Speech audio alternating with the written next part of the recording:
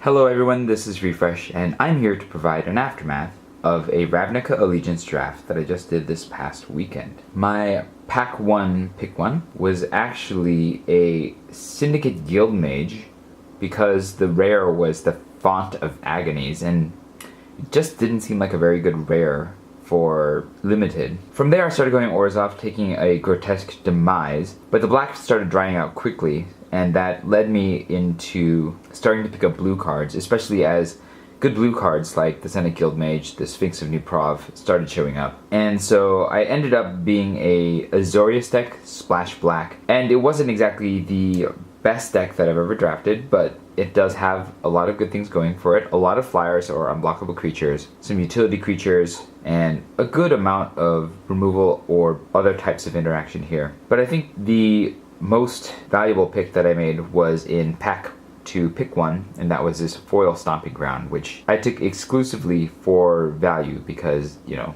foil Shocklands are going to be worth money. And so even if I didn't win, I would be happy that I walked away with more money than I spent to play. I also got a Bedevil on the second pack, and I was thinking about moving into Rakdos, but that didn't work out. Also in this deck, I added 6 islands, 5 plains, and 2 swamps to get to 17 after these 4 guild gates. So how did this deck work? In the very first match, I played against a Gruul player, and he got off to a pretty aggressive start, and I got stuck on 4 lands, and so there wasn't a lot I could play, and my opponent outclassed me pretty quickly while I was just trying to put one thing on the board every turn, and his things were just bigger and smashing it harder, and so I lost that one pretty quickly. The second match was pretty much a repeat of the first. I started with a few creatures, my opponent outclassed my creatures, I was stuck on 4 lands, and I ended up getting an increasing number of 5 drops stuck in my hand, and that was it. I lost that one pretty badly since there was very little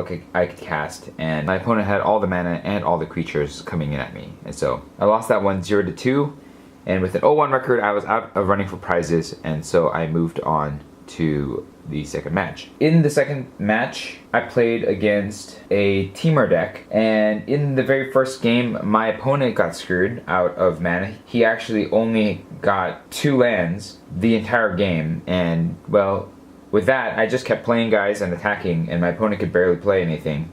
Eventually, he got enough 2-drops to lose, is essentially what it came down to, because I just got too big, too unwieldy, and too much for him to handle. So I closed that game out pretty quickly. In the second game, my opponent actually started off with a pretty aggressive start, but eventually I started playing creatures that outclassed his creatures and stalled up the board, and at one point we were at parity, but eventually I gained a little bit of life, and my opponent started taking more damage as I started playing more actual relevant creatures and spells, whereas my opponent just kept drawing lands.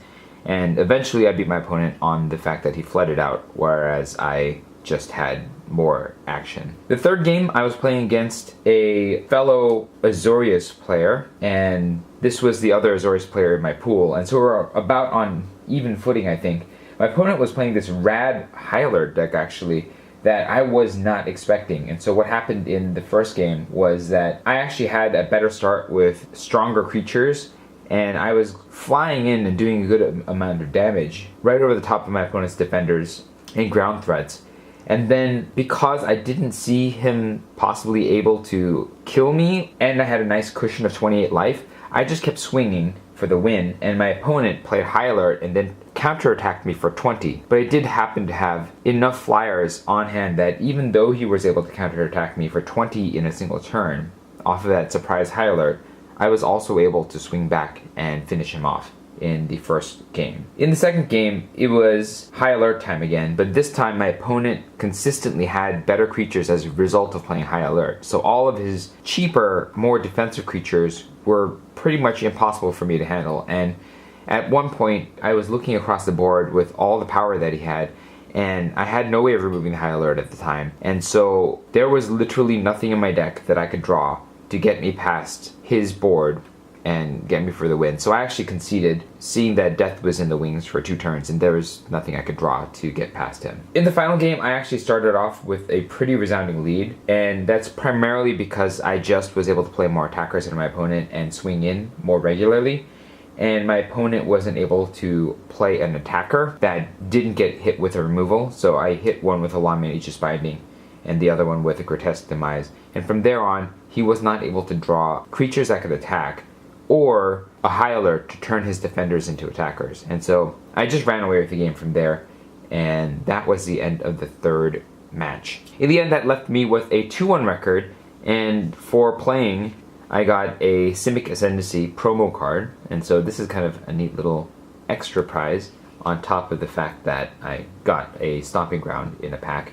And sure, that wasn't exactly the pick that you choose when you are opening a pack and you want to win, but in the end I felt like I did a pretty good job. And while it's true that 4 of the games that I played ended up with a loss or a win because of Mana Screw or Mana Flood problems, I still felt like I did a decent job of building this deck.